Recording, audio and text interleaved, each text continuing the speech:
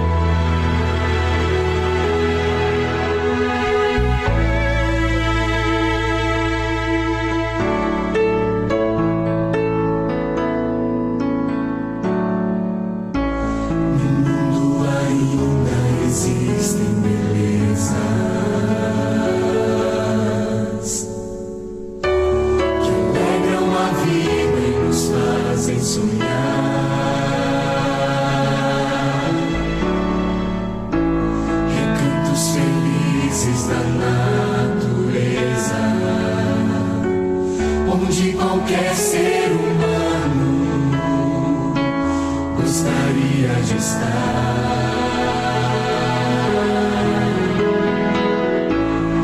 Mas de todos os lugares,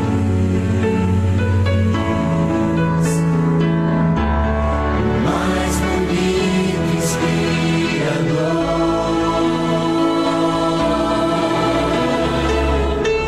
é onde fico em oração.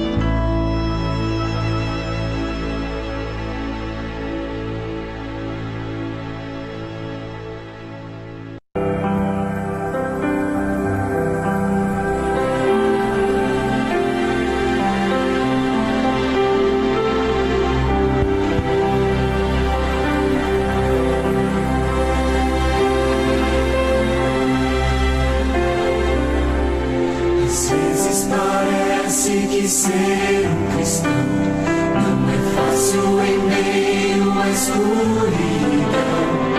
Ainda mais se eu pensar que não é minha luz, mas a união com Deus que o brilho produz.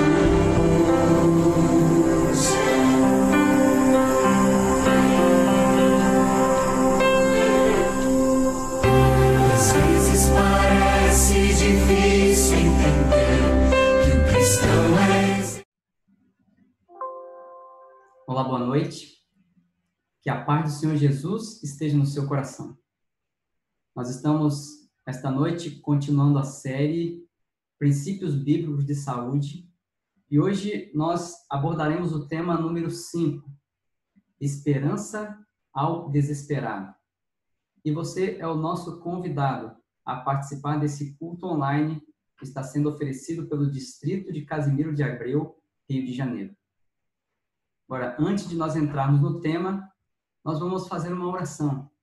E este é o momento, para você que está nos acompanhando, colocar aí, aonde você tem a oportunidade, na descrição, aí nos comentários, você pode colocar o seu pedido de oração. Você já pode colocar, nós vamos orar pelo seu pedido, pela sua necessidade.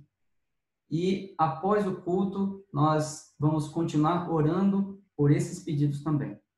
Então, feche os seus olhos e agora vamos orar ao nosso Deus. Bondoso Deus e Pai, nós te agradecemos porque o Senhor nos dá a oportunidade nesta noite de buscarmos ao Senhor em primeiro lugar, como primeiro momento deste culto que oferecemos ao Senhor. E de maneira especial, pedimos a Ti que esteja com o nosso amigo, com a nossa amiga, com os nossos irmãos que agora colocam o seu pedido, que escrevem o seu pedido de oração nos comentários deste vídeo. Que o Senhor venha atender, venha ouvir, venha estar com os seus filhos nesta noite. Que possa nos atender, Senhor Deus. Talvez não conforme o nosso querer, mas segundo o teu querer e segundo também o plano de salvação que o Senhor tem para todos nós. Então, humildemente pedimos a Ti que esteja conosco, nos abençoando os pedidos que foram feitos e esteja conosco através desse culto também. Nós te pedimos que, ao abrirmos a palavra de Deus, fales ao nosso coração. Não permitas, ó Deus, que saímos daqui sem ter a certeza de ter um encontro com o Senhor e que esse encontro possa fazer diferença em nossa vida. Peço em nome de Jesus. Amém. Agora nós teremos um louvor congregacional, o hino número 31 do Inário Adventista, Sublime Amor. E você é nosso convidado a acompanhar conosco este hino. Vamos louvar ao Senhor juntamente, então. Hino número 31 do Inário Adventista.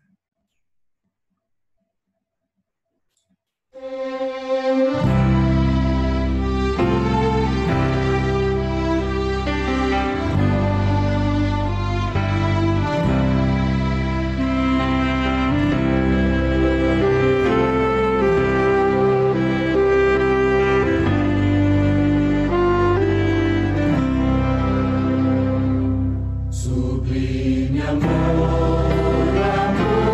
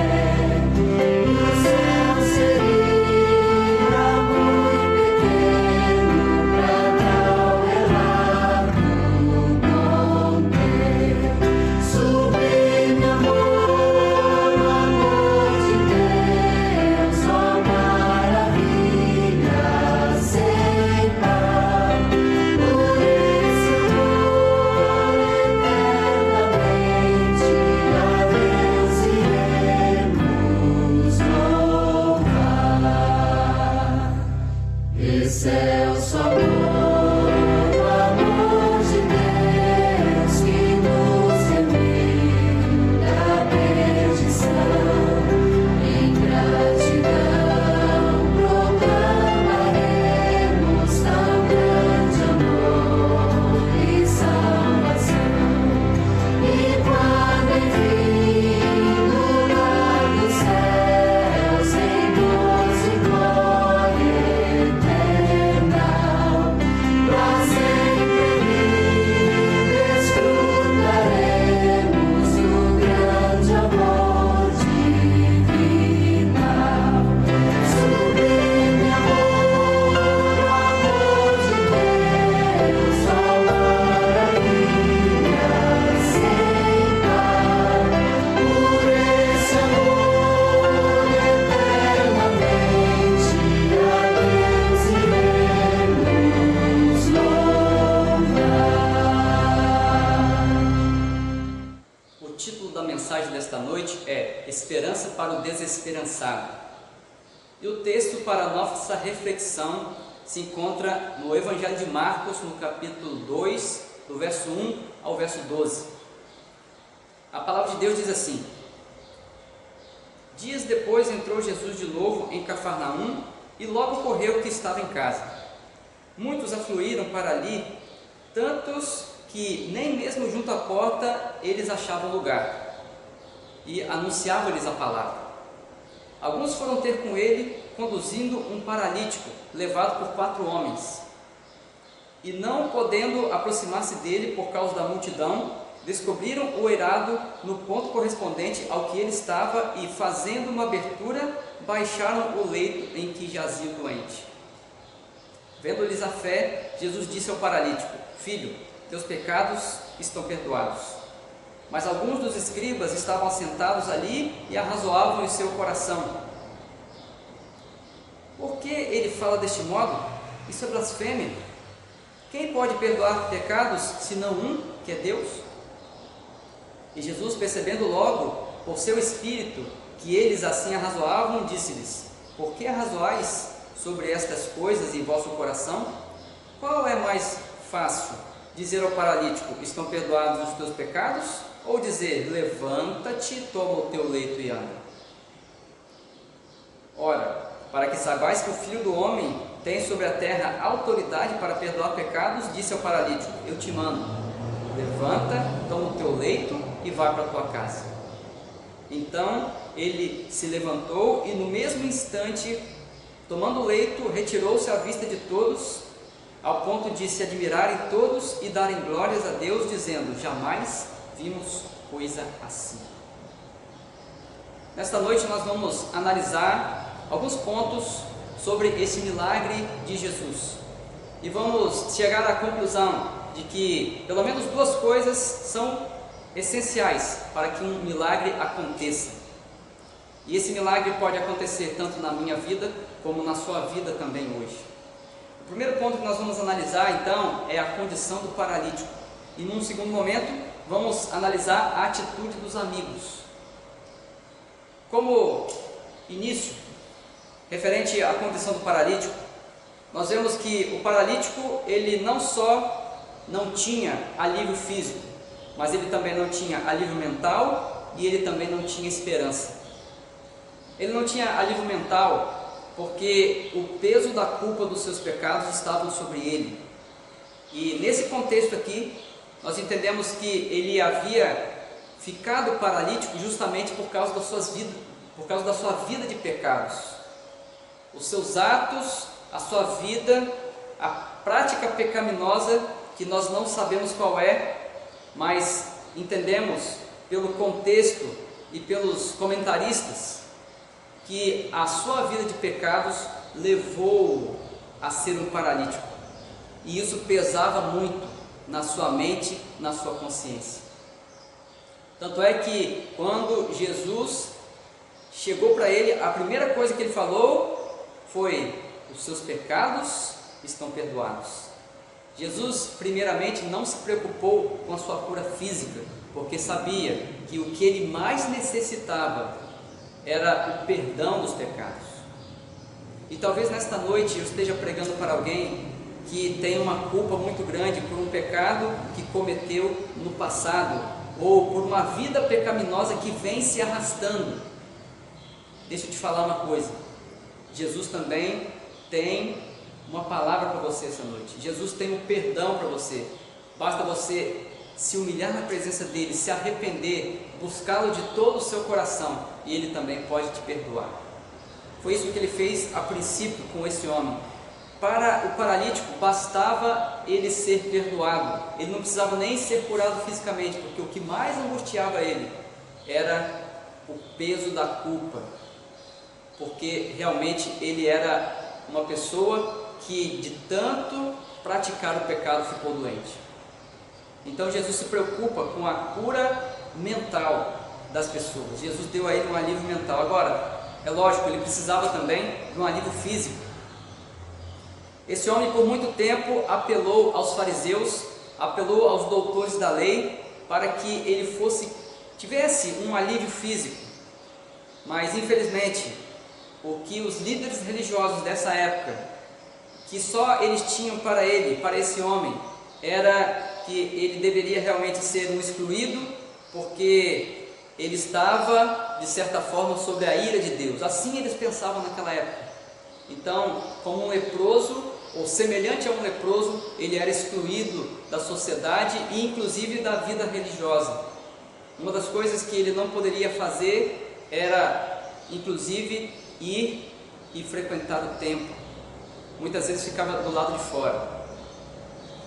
Então, para os líderes religiosos daquela época, ter uma doença como aquela era como se estivesse debaixo do desagrado divino.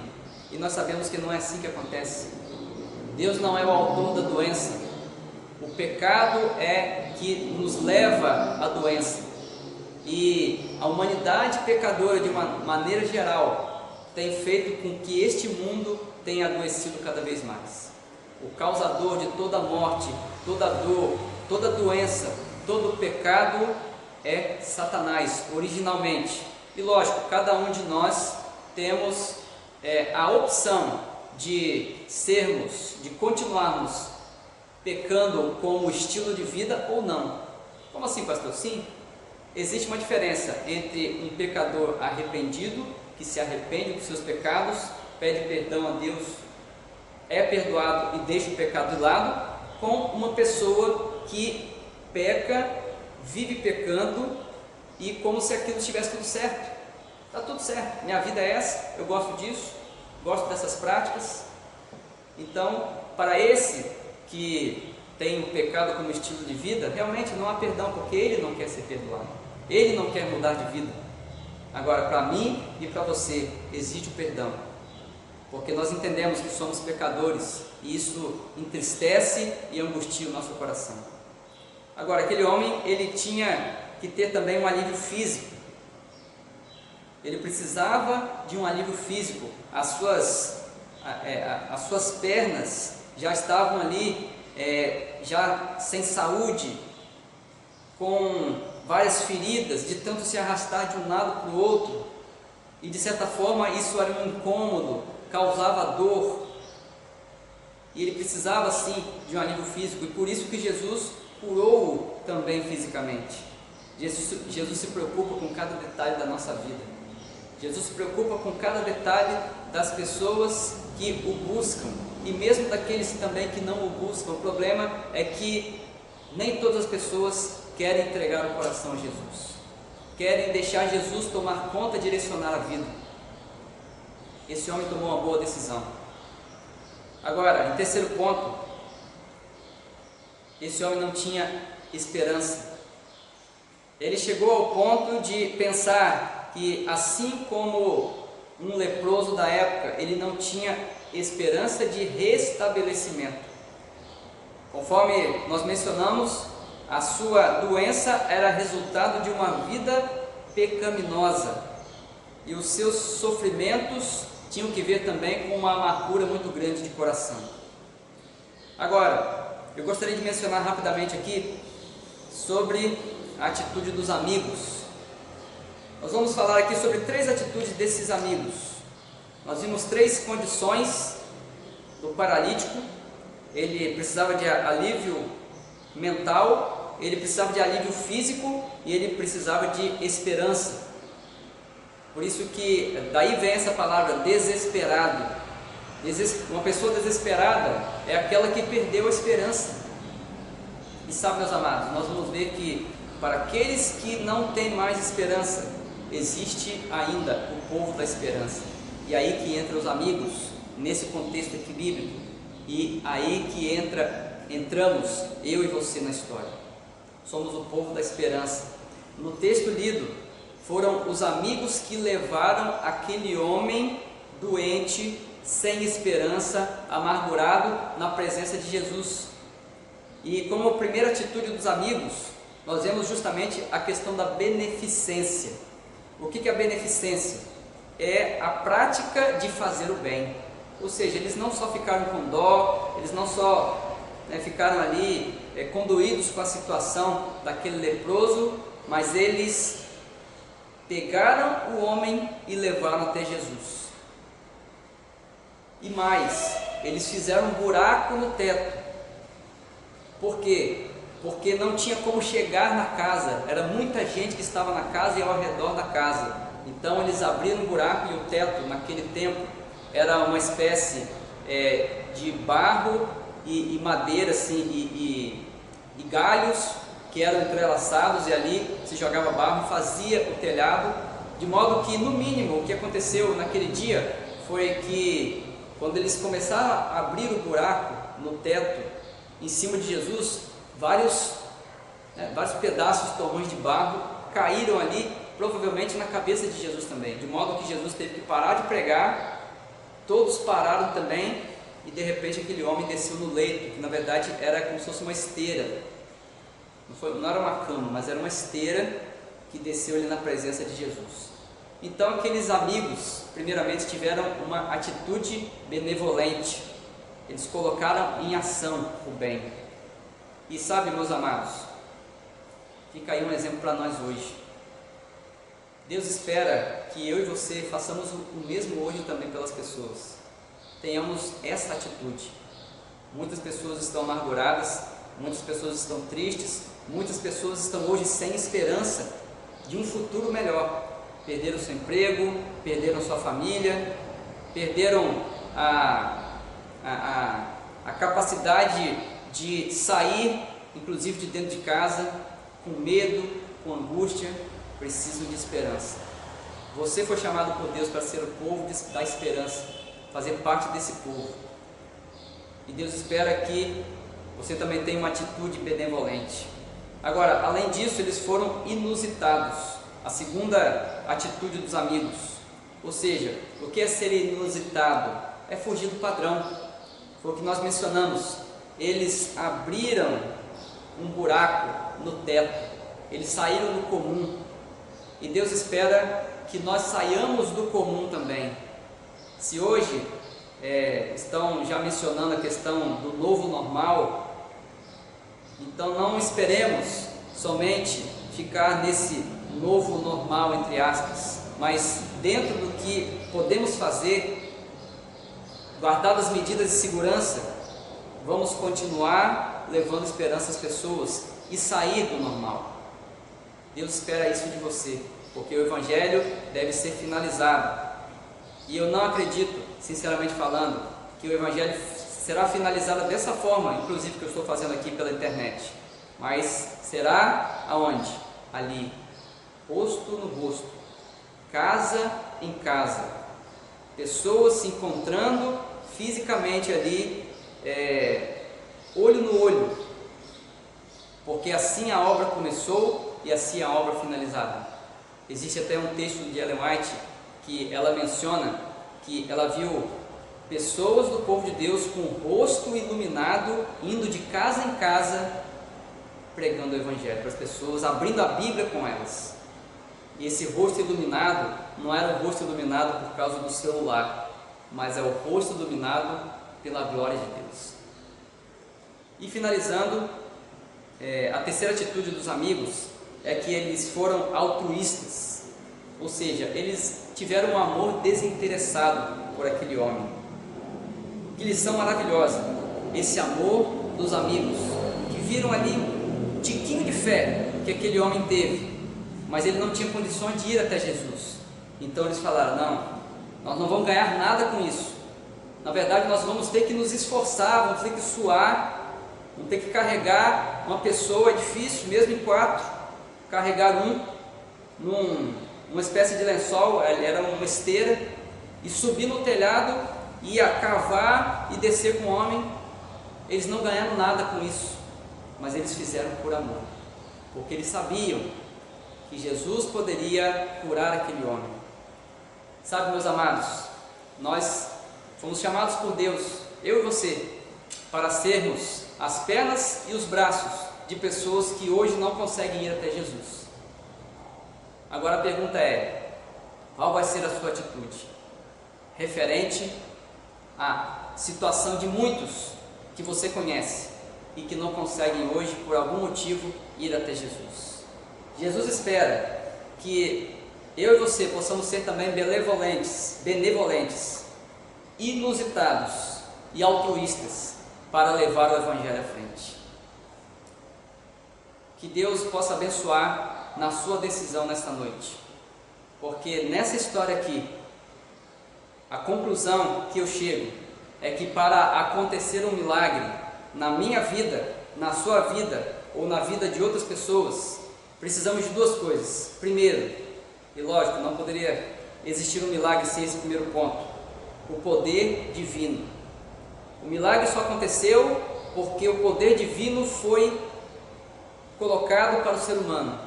Mas o segundo ponto também, não menos importante, é que precisou do esforço humano. Poder divino mais esforço humano é igual a milagre. Então que Deus abençoe, para que Jesus possa, quem sabe, fazer um milagre na sua vida primeiro, para você ter a atitude desses amigos, e na minha vida também, para que assim o poder dele em nós, com o poder dele em nós, possamos ser instrumentos na salvação de outras pessoas. Quer você nesta noite entregar a vida ao Senhor Jesus, abrir para Ele o coração e entender que Ele pode perdoar o seu pecado, seja qual for a vida que você tem levado até aqui, seja qual for o pecado que te angustia, seja qual for a culpa que você tem sobre você, saiba que Jesus pode te perdoar, pode retirar de você esse fardo e dar o perdão. Basta você se arrepender, basta você buscá-lo em oração. Agora, quer você também ser uma pessoa altruísta que vai levar alguém a Jesus, mesmo em meio a essa crise? Quer você fazer algo inusitado? Se esse é o desejo do seu coração, fazer parte do povo da esperança e ser um agente de esperança, ore junto comigo nesta noite. Bondoso Deus, Tu sabes como vai a vida de cada um que está aqui participando conosco nesta noite. Tu sabes qual é a angústia, o anseio e o desejo do coração de cada um de nós. Pedimos a Ti, ó Deus, que venha nos dar, primeiramente, o Teu perdão. Mas, além disso, pedimos também que o Senhor nos use como instrumentos Teus para sermos pessoas que vão levar também a Tua esperança para o desesperado. Quem sabe esse desesperado possa estar no nosso trabalho, possa estar no nosso dia a dia, até mesmo dentro da nossa casa. Queremos ser um agente da esperança. Ajuda-nos nesse sentido. Ajuda o nosso irmão, a nossa irmã que está orando comigo aqui agora, para que o Teu poder esteja sobre nós e, como instrumentos Teus, possamos também levar esperança às pessoas. Nós pedimos em nome do Senhor Jesus. Amém.